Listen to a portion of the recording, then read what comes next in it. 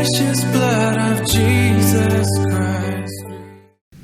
De partout dans le monde où vous nous suivez, nous vous disons bonsoir ou bonjour, selon l'heure à laquelle vous nous suivez. Parmi les pièges cités qui guettent nos communautés chrétiennes aujourd'hui, le repli sur soi, la radicalisation dans les enseignements, la prétention d'être seul à détenir la vérité. Un autre s'ajoute, il s'agit du fanatisme qui est vraiment lui aussi un fléau. Alors, partant de là, nous nous posons la question de savoir qu'est-ce qu'est réellement le fanatisme et comment il peut mettre à mal la foi et l'enseignement de notre Église. Amis téléspectateurs, votre émission aujourd'hui, elle va se passer autour du thème « Le fanatisme, une arme satanique contre la foi ». Prince Watini, mon compagnon de tous les temps, il est là bien en place et avec lui, nous recevons notre invité de ce soir. Vous comprenez qu'il s'agit du révérend pasteur Yves Kalombo. Révérend pasteur, bonsoir. Bonsoir. Le fanatisme, une arme. Je n'ai pas salué Prince Watini. C'était une façon de vous saluer tout à l'heure. Merci beaucoup. Le fanatisme, une arme satanique contre la foi. Avant que nous puissions entrer dans le vif de notre sujet, nous aimerions, avec cette petite question d'introduction, savoir qu'est-ce que nous pouvons appeler le fanatisme? Comment peut-on définir le fanatisme? Bonsoir, merci beaucoup pour merci, pasteur. Pour la question et nous saluons les téléspectateurs. Alors, le fanatisme, d'abord, c'est un zèle excessif, souvent cruel pour une religion et pour une foi. Donc, ça se dit, quand on dit fanatique, ça se dit de celui qui est animé d'une foi aveugle dans une religion ou dans une doctrine. Une foi aveugle. Et l'homme qui est fanatique, il est intolérant. Il ne supporte pas une pensée contraire. Il est sectaire. Donc c'est vraiment une attitude où la personne est zélée à outrance, exagéré, il devient cruel. Alors, vous comprenez que le fanatisme, fin de fin, il conduit quand on parle de fanatisme, on parle d'obstination, entêtement, une croyance aveugle, et fin de fin, le fanatisme conduit à l'enfermement, l'intolérance religieuse, conduit à des actes de violence. Par exemple, l'enfermement sectaire ou bien l'attachement à une dénomination, ce sont des formes de fanatisme. Donc le fanatisme, c'est vraiment un fléau. Le fanatisme ne nous aide pas. Le fanatisme conduit toujours au conflit, à l'intolérance. Oui. Dites-nous, le fanatisme est causé par quoi? Dans une église, qu'est-ce qui peut être à la base du fanatisme? Déjà, nous avons expliqué que on dit fanatique, c'est celui qui est animé d'une foi aveugle. Et nous voyons Paul nous dire dans les Écritures, combattez le bon combat de la foi en gardant une conscience pure. Ça veut dire que la foi, pour évoluer, a besoin d'un environnement avec une conscience pure. Une fois qu'on a perdu la conscience, la foi n'a plus d'endroit, ou bien n'a pas un endroit sain pour évoluer. La conscience veut dire tout simplement que lorsque nous oublions la réalité de ce que nous sommes, nous ne raisonnons plus et nous ne mesurons pas les actes que nous posons, leur portée, nous ne mesurons plus. À ce moment-là, on a perdu la conscience. Et quand on a perdu la conscience, on tombe dans ce qu'on appelle le fanatisme. Le fanatisme, comme nous avons dit, c'est une foi aveugle, une croyance dans une religion ou bien dans une doctrine. Pasteur, mais est-ce que la foi elle-même, de nature, par nature, n'est-elle pas elle-même déjà aveugle? Lorsque vous parlez d'une foi aveugle, qu'est-ce qu'on peut comprendre par là? Parce que la foi déjà elle-même, elle est aveugle. Non, la foi n'est pas aveugle. Ici, nous parlons, c'est-à-dire quand on vous dit que la foi, vous devez la garder avec une conscience pure. Or, la conscience pure, c'est le fait, n'est-ce pas, de savoir se remettre en question, de savoir ne pas oublier ses propres réalités. Garder la lucidité. La lucidité, ça nous permet de faire des jugements justes. Vous voyez. Donc la foi n'est pas aveugle. La foi, elle est fondée sur la parole de Dieu. C'est que Dieu vous donne, vous a révélé comme connaissance. C'est la foi. Nous verrons, d'ailleurs, on nous dit que Jésus est celui qui suscite la foi et qui l'amène à la perfection. Tandis que le fanatisme, comme nous avons dit, quand quelqu'un est fanatique, c'est aveugle. C'est-à-dire que c'est un zèle exagéré, excessif, souvent cruel, pour une religion, pour une opinion. On devient violent, on ne tolère plus les autres. Or, Dieu ne nous a pas demandé des choses comme cela.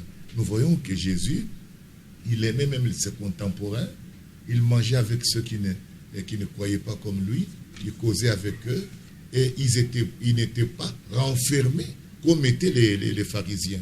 Vous voyez. Donc c'est là où nous disons que le fanatisme est vraiment un fléau, parce que dans le fanatisme, c'est déjà l'intolérance, c'est déjà, on est déjà au-delà, on devient obstiné, entêté,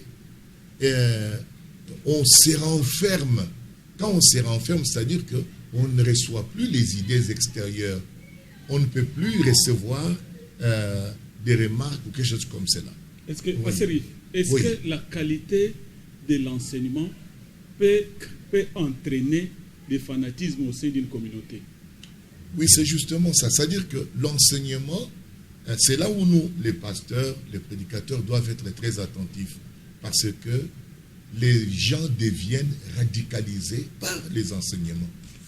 Et nous devons, pour ne pas tomber là-dedans, c'est-à-dire la première chose à faire, c'est que nous devons savoir qu'un pasteur ne connaît pas tout. Vous voyez, une église ne connaît pas tout. Un prophète ne connaît pas tout. Vous voyez, nous devons être conscients de nos limites. Quand je disais tout à l'heure la conscience, c'est-à-dire que c'est le fait de reconnaître nos limites, de savoir que je peux être sujet à une erreur, à un oubli. Vous voyez. Donc, ça dit que c'est ça le fond. Maintenant, lorsque je considère maintenant que je connais tout, vous comprenez que j'ai déjà fermé la porte, même à quelqu'un qui peut me donner un conseil, ou à quelqu'un qui peut me dire, faire une remarque, je ne sais plus écouter. Parce que quelque part, pour conduire les gens, on est censé connaître tout. Comment va-t-on conduire le peuple de Dieu, la communauté, si on ne connaît pas tout? Et cette affirmation est très forte. Dire que les serviteurs ne connaissent pas tout. Est-ce que cette affirmation, c'est pour un groupe de serviteurs ou tous les serviteurs de Dieu qui ne peuvent pas à tout connaître? Personne ne détient l'exclusivité de la vérité. Vous voyez, on peut avoir un pasteur, mais on doit être conscient. Ça, où je dis que la conscience, au fait, c'est quoi? C'est cette faculté, n'est-ce pas, qui nous fait faire un jugement, n'est-ce pas, personnel de notre réalité. Par exemple, maintenant, mon pasteur, il peut être dans l'église, mais mon pasteur ne connaît pas tout. Vous voyez, ça c'est connaître tout ça, c'est une prétention. Quand Dieu a créé l'homme, il l'a créé à son image, c'est vrai, mais l'homme ne connaît pas tout. Nous avons remarqué dans la Bible que l'homme ne connaît pas tout d'emblée. Mais il a la capacité, mais ses capacités d'apprendre sont aussi limitées. Et même dans la révélation, nous voyons que Dieu donne la connaissance, parce qu'une révélation est une connaissance divine. Dieu donne la connaissance à l'homme selon qu'il en a besoin. C'est-à-dire, petit à petit. Il lui donne. Nous voyons, par exemple, quand il appelle Moïse, prenez l'exemple de Moïse. Quand il appelle Moïse, il ne donne pas à Moïse tout. Il donne à Moïse la connaissance dont il a besoin au moment où il doit l'utiliser. Et nous voyons que même quand quelqu'un reçoit le Saint-Esprit, il ne connaît pas tout. Même si tu as le Saint-Esprit. Vous voyez, le Saint-Esprit nous révèle la vérité au fur et à mesure, petit à petit, que nous en avons besoin. Oui. Ça, ce sont des éléments que nous devons, n'est-ce pas, reconnaître. Quand on ignore ça, c'est fini, on est déjà très loin. Donc on doit connaître que, c'est-à-dire comprendre que nous sommes limités, qu'on peut se tromper, on peut oublier. Pourquoi, par exemple, lorsque nous voyons dans le système éducationnel, souvent les enseignants sont invités à un atelier de remise à niveau. Pourquoi? Parce qu'on doit pallier aux faiblesses humaines. L'homme peut oublier. Et quand on fait une remise à niveau, c'est une façon de revaloriser, de rappeler et donner, consolider les connaissances pour que le métier soit bien fait. Si déjà à ce niveau-là, déjà les enseignants peuvent le faire, comment les pasteurs ne peuvent pas le faire? Pensez-vous que cela soit faisable aussi dans les domaines de service de Dieu? Oui, ça fait partie. Cela est faisable. Évidemment. Et c'est ce que nous allons voir. Ça fait partie de possibilités, n'est-ce pas, ou de techniques pour pouvoir combattre le fanatisme, l'ignorance. C'est lorsque où l'on pense qu'on connaît tout. Non. On peut oublier, on peut mal interpréter, on peut commettre une erreur. Vous voyez. Alors, si on arrive à faire des remises à niveau, par exemple dans les systèmes éducationnels, comme je donne l'exemple tout à l'heure, c'est pour vous montrer que l'homme est limité et il a besoin de se ressourcer toujours. C'est pourquoi les pasteurs ne connaissent pas tout. Vous voyez, dire que tu connais tout, c'est une prétention.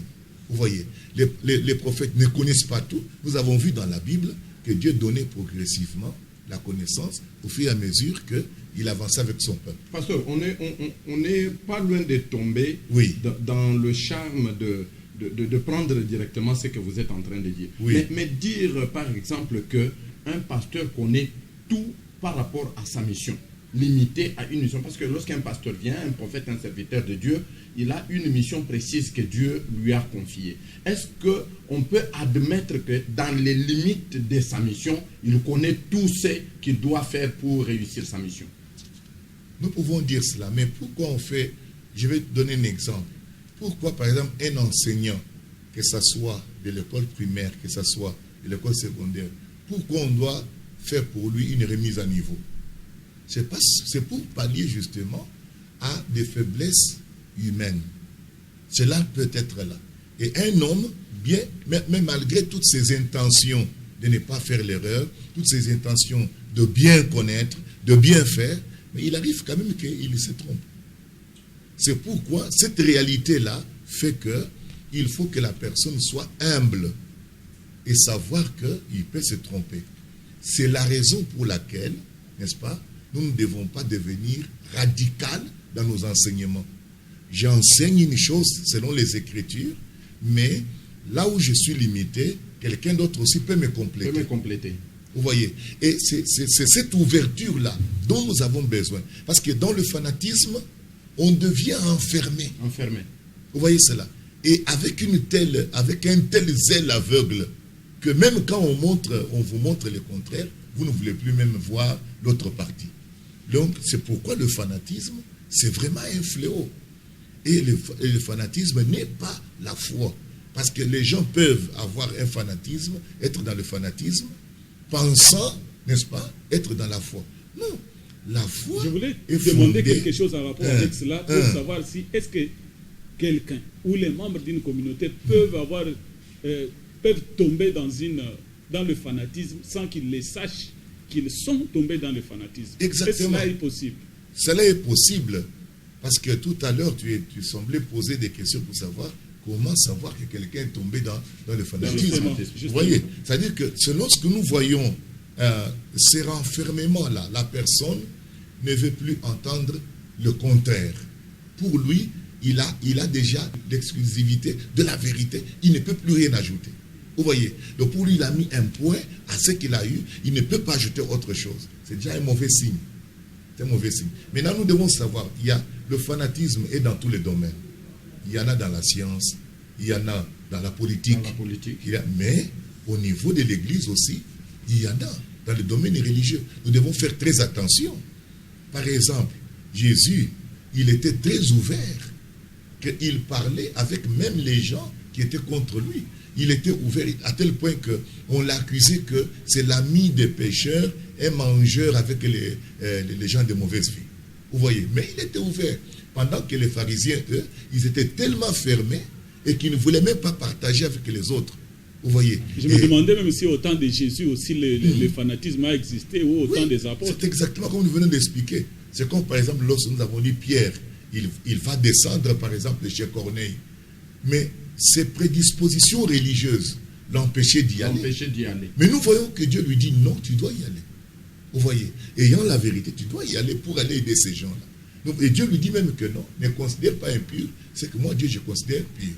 Vous voyez. Donc nous voyons que Pierre était ouvert. Pourtant il avait la foi. La foi est ouverte. La foi est prête à recevoir de Dieu, à s'améliorer, à aller dans un bon sens. Tandis que le fanatisme nous renferme. Nous renferme. On est même prêt à corriger Dieu, à dire Dieu que tu es dans l'erreur. Vous voyez. Donc le fanatisme, c'est quelque chose de terrible. C'est une arme terrible. Lorsque vous parlez du fanatisme et de la foi, oui. Pasteur, je peux vous démontrer que le fanatisme et la foi sont proches. Je suis en train d'éviter de vous dire que c'est la même chose. Mais je vous dis que c'est proche. Comment c'est proche? Le fanatisme, vous dites que c'est le renfermement. Il n'accepte pas l'ouverture. Il n'accepte pas le débat. Mais c'est la même chose que la foi. C'est la raison pour laquelle, je termine d'ailleurs avec cela, c'est la raison pour laquelle des questions comme la question de l'existence de Dieu, la question de la création du monde, sont restées des questions hors débat, fermées. On n'accepte pas que les gens se posent des questions là-dessus. On doit accepter, point barre. Alors, comment vous pouvez soutenir sur ce plateau qu'il y a une différence entre le fanatisme et la foi? Oui, nous avons dit que le fanatisme, c'est un ferment qui est dans la science, il y en a en politique, il y en a dans beaucoup de domaines. Vous voyez. Donc, c'est-à-dire, quand nous parlons de cela, c'est-à-dire, ne voyez pas seulement la religion. Mais quand nous revenons à la foi, c'est pour montrer que le fanatisme vient piéger. Nous appésantissons sur la religion parce que Dimension prophétique, c'est une émission d'enseignement des paroles de Dieu. Oui. Donc, tout en reconnaissant que ça gangrène presque tous les domaines. Oui. Mais ici, nous parlons de la foi. Oui, mais c'est cela que je dis non. Justement. C'est-à-dire que là, nous voyons que le fanatisme vient piéger la foi. La foi, elle est ouverte, comme nous avons expliqué. Le fanatisme n'est pas ouvert. Ça, c'est déjà un fait. Le fanatisme n'est pas ouvert. Le fanatisme conduit les gens à l'obstination, à l'entêtement, à une croyance aveugle, à l'acharnement. Fin de fin, on devient sourd. On ne reçoit plus. Et à la fin, ça va conduire à la violence. À la violence. Vous voyez cela. Et j'ai dit que l'enfermement sectaire, l'attachement à une dénomination qui ne veut pas entendre parler des autres parce qu'ils se croient eux seuls dans la vérité, ce sont des formes de fanatisme. C'est ça que je vous explique. Jusqu'où un fanatique peut aller dans sa réaction face à un avis contraire, face à une autre opinion. Je n'ai pas encore fini. Parce que vous allez enchaîner. Vous avez évoqué la question de l'existence de Dieu. Vous avez évoqué cela. Non, il y a toujours débat. Ne confondez pas la religion avec la foi. La foi, c'est autre chose. La religion, c'est autre chose aussi. Vous voyez, oui. La foi consiste à recevoir ce que Dieu vous donne.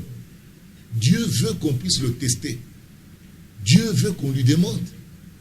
Vous voyez, ça, Dieu n'est pas fermé. Il dit, mais n'ajoutez pas foi à tout esprit, mais éprouvez. Éprouvez. Dieu veut qu'on éprouve. Dieu n'est pas un mythe. Il existe. Et il peut se faire connaître. Et il peut se révéler. Vous pouvez exiger des preuves. Oui, vous pouvez demander à Dieu. Oui, il est là, il peut demander. Et on vous les donne. Et il vient, il vous donne. Non, c'est lui. C'est lui qui doit prouver. Ce n'est pas un homme qui doit prouver. C'est lui qui doit prouver son existence. C'est pour cette précision. Oui, c'est lui, Dieu, qui doit prouver son existence. Il doit prouver qu'il existe, qu'il est là. Et c'est lui. Et c'est ce qu'on appelle la révélation. Il se révèle, il se fait connaître au travers des œuvres qu'il développe, qu'il manifeste parmi son peuple, pour que le peuple le reconnaisse. Amis téléspectateurs, c'est donc Dimension prophétique, votre émission d'enseignement des paroles de Dieu. Vous qui nous avez pris en cours, nous sommes en train de parler du fanatisme, une arme satanique contre la foi. Notre invité, le révérend pasteur Yves Kalombo, il est là. les différentes questions que nous posons ici. Vos questions donc, ce n'est pas les nôtres, vos questions donc que nous posons, il apporte des éclaircissements avec la parole de Dieu. Prince Swatini à ma droite. Faites-nous parvenir vos réactions comme de nombreux téléspectateurs du monde entier qui réagissent à nos différentes livraisons. Faites-nous parvenir vos réactions et vous trouverez des réponses appropriées à toutes les questions que vous allez nous poser. Pasteur Yves, je prends un texte dans la Bible, dans 1 Corinthiens chapitre 1er, verset 12. Le verset 12 dit ceci, je vais lire. Je veux dire que chacun de vous parle ainsi. Moi je suis de Paul, moi je suis d'Apollos, et moi de Céphas, et moi de Christ. Christ est-il tout ça, tout ça. Je vous épargne une longue lecture. Ma question est de savoir, est-ce que ici, parce qu'à la fin, c'est dans ce récit que Paul finalement va chuter et en posant des questions du genre, qui est Paul, qui est Apollos? Est-ce que Paul s'est retrouvé ici, dans cette communauté, face à un problème de fanatisme? Qu'est-ce qu'il était réellement en train de reprocher aux gens de cette communauté? Oui, nous voyons là, l'apôtre Paul voulait seulement révéler les gens, parce qu'il leur a dit là que vous marchez comme des humains. C'est-à-dire vous ne marchez plus dans la foi. Dans la foi. Oui. Notre foi doit être fondée sur Christ. Mais eux, ils ont introduit des pensées partisanes en disant, tel groupe, nous sommes d'Apollos et d'autres, nous sommes de Paul. Comme nous le voyons aujourd'hui. Comme nous le voyons aujourd'hui. C'est-à-dire que c'est là, il les a carrément réprimandés. Il leur a montré que non, ce n'est pas ça. Voilà, vous êtes en train de marcher selon l'homme. Selon l'homme. Voilà. Or, si c'était selon Christ, selon la vérité, ils devaient tous se focaliser sur Christ. C'est Christ qui les a sauvés. Oui. C'est Christ qui est mort pour nous, c'est lui qui nous a sauvés. C'est sur lui qu'on devait se fixer. Notre question maintenant était de savoir, dans ce contexte ici, est-ce que Paul s'est retrouvé face à une question de fanatisme? C'est déjà un fanatisme qui avait commencé. C'est comme nous avons dit, le fanatisme peut être envers une doctrine, ça peut être aussi un fanatisme envers une personnalité. Une personnalité. Vous voyez cela. Donc on commence à élever la personne à tel point qu'en dehors de cette personne, vous ne voyez personne d'autre. Vous voyez. Oui. Donc lui, il est au-dessus de tout le monde. Ce que lui dit, c'est ça. Donc c'est lui vraiment. Alors, vous voyez que c'est toujours l'obstination, l'enfermement. Vous voyez. Donc, carrément, on a un zèle amer, on est aveugle. On oublie que c'est un humain. Il peut se tromper. Il peut avoir des erreurs, il peut avoir des faiblesses. Ce qu'il dit, il peut aussi se tromper. Est-ce que ce que pasteur Yves refuse, c'est le fanatisme envers un humain? Moi, Patrick, je suis fanatique de pasteur Yves. Moi, Prince, je suis fanatique de frère X et de frère Y. Et est-ce que c'est cela que vous refusez? On peut alors, dans ces conditions-là, être dans le droit d'être fanatique du Seigneur Jésus-Christ. Oui. Quand on dit fanatique du Seigneur Jésus-Christ, ça veut dire quoi au fait? C'est ce que nous appelons la foi. C'est ça la foi. La foi, nous croyons en Jésus-Christ parce qu'il est l'auteur de la foi. Jésus-Christ est l'auteur de la foi. Il a donné, c'est lui, nous croyons en lui, il est l'auteur de la foi. Il est celui qui suscite la foi. C'est pourquoi nous parlons de Christ. Une fois que vous allez de Christ, il n'y a plus de foi là-bas. C'est-à-dire nous parlons de Christ parce que c'est lui vraiment en qui nous avons cru et c'est lui qui est l'auteur de la foi. Mais ce qui est curieux, c'est que le fanatique envers quelqu'un d'autre est mauvais. Le fanatique envers Jésus est bien. Comment vous allez expliquer ce paradoxe? Ah, mais mon frère, qui est le sauveur? Ton frère dans le péché là, je ne sais pas comment Patrick va faire. Ton frère qui est dans le péché là, c'est lui qui va te sauver ou comment? Nous croyons que Jésus-Christ c'est lui le sauveur et notre foi c'est envers Jésus-Christ. C'est vraiment en Jésus-Christ. Par exemple, la Bible dit que afin que quiconque croit en lui ne périsse pas mais qu'il ait la vie éternelle. Je ne peux pas avoir la vie éternelle dans un mortel comme moi. Ça n'aura pas de sens. Ça, ce sont des choses que nous devons vraiment expliquer aux gens. Ceux qui, par exemple, qui commencent, parce qu'il est déjà dit dans la Bible, malheur à l'homme qui se confie à l'homme. Vous voyez. Donc c'est déjà dit. Donc que tu sois pasteur, que tu sois prophète, soit n'importe qui, tu n'es pas Dieu. Voyez-vous cela? Dieu est Dieu. C'est lui, essayez aussi de le créateur. Essayez de partir à partir de certains cas concrets pour expliquer aux téléspectateurs qui dit la Bible ou rien. l'autre qui dit de tels livres autres que la Bible ou rien. De ces deux communautés, laquelle est dans le fanatisme. Donc nous allons pas si nous allons seulement comme ça, les gens ne vont pas bien comprendre. Vous pouvez expliquer, vous avez la liberté de nous expliquer de la manière la plus compréhensible. Bien comprendre. Le fondement de la foi réside dans la parole révélée de Dieu. On nous a déjà dit que la foi vient de ce qu'on entend vient de la parole de Dieu. Donc on ne peut plus maintenant aller voir celui qui ne croit pas la Bible, vous comprenez qu'il est déjà à côté. En matière d'enseignement biblique, n'est-ce pas, c'est la Bible qui constitue pour nous la charte, qui constitue pour nous les talons de mesure pour pouvoir justement lire, enseigner. Toute la doctrine de l'Église est déjà inclue ici dans cette Bible. La doctrine qu'avaient les apôtres. Alors, la chose la plus importante plutôt que nous pouvons dire aux gens, c'est que comment nous pouvons nous prévenir justement du fanatisme pour ne pas tomber dans le fanatisme. Oui. Comment nous prévenir? Donc, nous voyons que Paul, nous voyons déjà dans l'Église primitive, n'est-ce pas, que quand Paul les enseignait, on nous dit dans Actes chapitre 11 que, Acte 17 plutôt, on nous dit que les chrétiens de Béret avaient des sentiments plus nobles que ceux de Thessalonique. Alors, ils examinaient chaque jour dans les Écritures pour voir si ce que Paul leur disait était vrai. Nous voyons que les chrétiens, comme tels, l'Église, avait une habitude de vérifier, un principe, je vais dire, de vérifier ce qu'on leur dit si c'était vrai. C'est-à-dire qu'ils ont la liberté d'examiner avec les Écritures, d'étudier eux aussi les Écritures pour considérer, pour examiner ce que Paul était en train d'enseigner. Quelle que soit la grandeur du ministère de Paul. Quelle que soit la grandeur du ministère de Paul, quel que soit combien il a fait des miracles, mais ces gens avaient le droit à leur liberté, leur droit, leur devoir de prendre les Écritures, de vérifier si ce qu'on leur disait était vrai. Vous voyez, c'est pour les rassurer. C'est comme si vous voulez dire qu'ils étaient même prêts à aller en contradiction avec lui. Bien sûr. S'ils trouvaient que ce qu'il disait n'était pas dans les Écritures. Bien sûr, parce qu'on ne vérifie pas pour rien. Si on trouve que ce que tu dis n'est pas vrai, alors ils vont dire non, messieurs, ce que tu dis là n'est pas vrai. Vous voyez, oui. Regardez ce droit qu'ils ont. Regardez cette liberté qu'ils ont d'examiner aussi par eux-mêmes la vérité avec les Écritures. Si cela manque dans votre église, vous allez tomber dans le fanatisme. Donc ces gens-là, pour ne pas tomber dans le fanatisme, Dieu a mis des principes, des règles. Et nous voyons là-bas que ces gens-là examinent dans les Écritures pour voir si ce que Paul leur disait était vrai. Cela signifie quoi? Cela signifie qu'une église a la liberté d'examiner si ce que leur pasteur dit est vrai.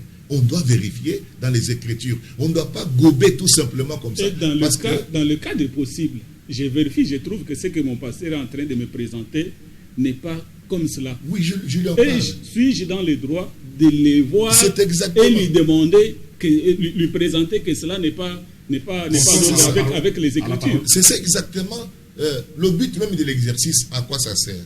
C'est pour vérifier si ce qu'il dit est vrai ou pas. Parce qu'on nous a dit n'ajoutez pas foi à tout esprit. Donc de peur de croire dans de fausses choses qui vont nous compromettre notre foi, nous devons examiner. C'est pourquoi on examine. Donc c'est ça le but même. Ça veut dire que notre pasteur, même s'il nous enseigne, c'est un homme bien, auquel nous le respectons, mais il ne connaît pas tout. Comme nous avons dit là, il est humain, il peut se tromper, il peut commettre une erreur.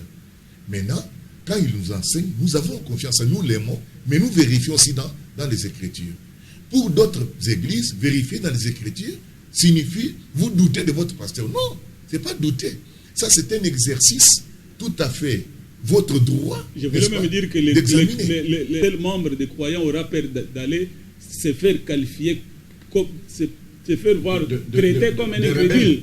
Une église qui n'examine pas ce que leur pasteur prêche, c'est une église qui vient tomber dans le fanatisme. C'est clair. Parce que le pasteur peut se tromper. Il est humain comme moi. Il n'est pas divin. Vous voyez cela? Donc c'est surtout ça qui est très important. Pour que notre église ne tombe pas justement là-dedans, nous voyons que dans l'église primitive, ils examinaient. Même Jésus, quand il enseignait, on lui disait, mais il est écrit dans la loi de Moïse. Mais est-ce que la difficulté ne vient pas de ce que lorsque on amène cette voix contraire au pasteur, il n'est pas réceptif. S'il n'est pas réceptif, écoute, s'il n'est pas réceptif et qu'il est prouvé qu'il est dans l'erreur, je ne vais pas continuer à le suivre. Je ne suis pas obligé de croire ce que disait le pasteur là, si cela n'est pas dans les Écritures. Vous voyez, c'est là où notre peuple a besoin vraiment d'être aussi aidé dans ce sens-là. Ils doivent étudier la Bible par eux-mêmes. Ils doivent lire les Écritures, avoir des études bibliques personnelles, apprendre par eux-mêmes. Ça fait partie justement des préventions contre le fanatisme, pour ne pas tomber dans la fausseté. Vous voyez, parce que une église qui tombe dans des fausses interprétations, qui interprète la Bible selon eux, et selon leur doctrine, ou bien selon ce qu'ils veulent atteindre, et radicaliser tout le monde comme cela. Non, je n'accepte pas. Je ne suis pas obligé. Avec tous les mérites qu'a le pasteur d'être vénéré, aller le confronter, lui faire voir comme s'il a des contre-vérités dans ce qu'il présente. C'est justement ce que vous devez aujourd'hui combattre, c'est ça. Où nous pensons que le pasteur, c'est un homme qui ne peut pas faillir. C'est faux. Un pasteur ne connaît pas tout. Écoute encore une autre vérité. Quand bien même tu as le Saint-Esprit, tu ne connais pas tout. Dieu ne nous donne la connaissance qu'au fur et à mesure que nous en avons besoin. Et le Saint-Esprit nous conduit petit à petit dans la vérité. Quand nous regardons les Écritures, tous les grands hommes qui ont été envoyés, ils ne connaissaient pas tout d'emblée. Non, non. Dieu révèle, n'est-ce pas, il donne sa connaissance au fur et à mesure que vous en avez besoin. Vous voyez cela. Les capacités de l'homme pour apprendre sont limitées. Bien qu'il est à l'image de Dieu, etc. L'homme doit apprendre petit à petit. Vous voyez. Donc c'est ça la situation, la réalité que nous devons reconnaître. Maintenant, une église qui élève son pasteur au point où, quand le pasteur parle, il ne peut plus examiner, est déjà tombé dans le fanatisme. Pasteur Yves, vous êtes comme devant moi là. Oui. Je vous prends comme l'échantillon de tous les pasteurs. Vraiment, je parle à un pasteur et à travers vous, je parle à tous les autres pasteurs. Lorsque vous, pasteur Yves, vous vous rendez compte qu'il y a des élans fanatiques qui commencent à s'installer dans la communauté dont vous êtes responsable, qu'est-ce que vous faites? Parce qu'il ne suffit pas sur ce plateau de parler seulement contre le fanatisme, de fustiger le comportement des fidèles, mais vous avez une responsabilité, vous aussi. Non, la responsabilité, c'est ce que je suis en train de dire ici. D'abord, de remettre l'Église, les enfants de Dieu, au centre de l'enseignement. Ils doivent apprendre eux aussi par eux-mêmes, parce que la Bible le leur permet. C'est leur droit dans les Écritures d'examiner les Écritures. Examiner signifie apprendre aussi par vous-même ce que Dieu a déclaré. Ça, c'est une prévention, quelque chose de positif pour permettre justement à nos croyants de ne pas devenir fanatiques. Ça, c'est bien. Mais quand on vous chante, vous gardez silence aussi. Non, on ne garde pas silence. Quand vous venez à l'église, on dit arrêtez parce que vous devez entrer. On étale les pagnes, vous marchez sur les pagnes, tout ça. Vous ne faites rien. Votre silence là, ce n'est pas un ferment. Vous n'êtes pas en train de mettre la levure à un fanatisme qui s'installe dans votre communauté. Quand votre interprète, au lieu de traduire ce que vous dites, ça veut dire que tu es en train d'évoquer, n'est-ce pas, les signes qui montrent que cette église est déjà tombée dans le fanatisme. Et les signes qui montrent que vous, le pasteur, vous avez accepté ce fanatisme. Non. Le fanatisme. Mais oui, quand vous ne réagissez pas. Écoutez d'abord, le fanatisme, c'est regarde de tout le monde. Et le pasteur, et les brebis. Ce n'est pas seulement les brebis ou les pasteurs. Non, c'est et les pasteurs et les brebis. Tous sont exposés. C'est-à-dire, nous avons dit que le fanatisme est une arme du diable. Si ça attrape le pasteur, il est cuit. Si ça attrape les brebis, ils sont cuits. Donc, ce n'est pas un petit jeu. C'est-à-dire que c'est tout le monde qui doit user de vigilance. Maintenant, nous prenons maintenant le cas dont tu parles. Vous dites, les gens chantent les pasteurs, ils commencent à l'ovationner, ils mettent des pagnes, ils marchent dessus. Les interprètes commencent sur les pasteurs au lieu d'interpréter la prédication. Vous venez à 11h au culte, il y a une forte onction, on dit arrêtez, le pasteur doit entrer. On met les pagnes, vous marchez en majesté sur les pagnes. Oui, c'est ça justement le fanatisme. Ça, ce sont les ferments, les choses, ce qui produisent le fanatisme et qui rend les gens radicaux. Parce qu'ils ont déjà déifié leur pasteur. Ils ont oublié que c'est un humain. Ils ont oublié que c'est un humain. C'est un humain. Il a des faiblesses comme vous en avez. Il peut faire n'importe quoi. Vous voyez cela? Donc, ça, nous avons déjà dit, on ne va pas continuer là-dessus. Nous voulons ici montrer qu'est-ce qu'il faut faire pour prévenir ces choses, parce que c'est ça qui détruit la foi. La foi. Donc, nous sortons de la foi, nous commençons à vénérer des hommes, nous commençons à vénérer, même pas les hommes, peut-être aussi l'Église, où notre doctrine, on montre à tout le monde que nous sommes les seuls dans cette ville qui sommes dans la vérité. C'est déjà ça, le fanatisme. Vous voyez, le manque de savoir, c'est remettre en question, donc faire une autocritique pour pouvoir bien sauter, bien marcher. C'est vraiment ça qui entraîne au fanatisme. Donc, une église où, je vais dire, un croyant qui ne sait pas, n'est-ce pas, se remettre en question, revenir sur l'écriture, rester ouvert devant Dieu, en sonnant la Bible pour être conduit par Dieu dans toute la vérité, s'il ne le fait pas, il va tomber dans le fanatisme. Il va tomber dans quelque chose de faux. Oui. À ce moment-là, ce n'est plus de la foi, c'est devenu du fanatisme. On ne tolère plus les autres. C'est la raison pour laquelle aujourd'hui nous avons des problèmes avec les églises. Telle église ne parle pas avec telle église-là. On est tellement dans le fanatisme. s'est installé en maître mot. Le fidèle de telle église ne peut pas se marier dans une autre église. Une autre église. C'est comme si vous êtes les plus super, les autres là, ce sont des diables. Et ça veut dire quoi ça? Ça, c'est justement le fanatisme. Et on pense que c'est la foi. Ce n'est pas ça la foi. La foi et le fanatisme c'est différent. Quand vous mélangez la foi et le fanatisme, vous obtenez ce qu'on appelle la folie. Ouais, ce qu'on appelle la folie. C'est très grave.